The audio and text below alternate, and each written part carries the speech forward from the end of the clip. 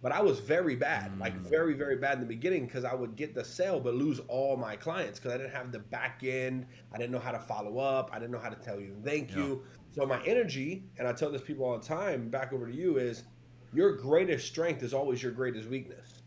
So like for instance, my greatest strength is my energy, right? I'm never I don't stop. But to the wrong person, if I don't know how to present that energy right, it's actually a turnoff to that person. They either scared or they run away or like, oh, he's a fast talker. But that's just who I am. So I have to always make sure, and also my words carry a lot of weight. Like I can make you feel like on top of the world. You could literally feel like you're gonna jump out this window and fly, Yeah.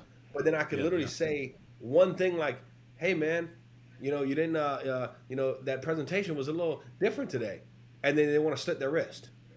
So Yeah. I have Yeah. to always watch myself that my strength doubles as my weakness. And only thing I want to add to that is Ian, by the way, fun fact, is the most introverted person I've ever met in my entire life. And no Ah, one okay. knows this from the stage, but he really is the most introverted person. He says I'm the most biggest hustler. He's the biggest introvert. If it was up to Ian, I remember riding his G wagon with him one time, and we're sitting there riding down the street. I was like, "Hey, so what do you want to do?" He goes, "Well, don't ask me that question." I was like, "Why?" I was like, "Well, if it was up to me, I'm gonna go back home and read a book." I was like, "What?" I'm like, "Bro, we're in Whoa. Detroit together, man. Let's go have some fun." He goes, "Yeah, that's what I'm saying. What do you want to do? Because I don't want to do anything but read." I was like, "Okay." And I learned, and I even told him, Josh, I said, "What do you mean? You're an introvert?" He goes, "Introvert?" He said, "Dude, all I want to do is be by myself."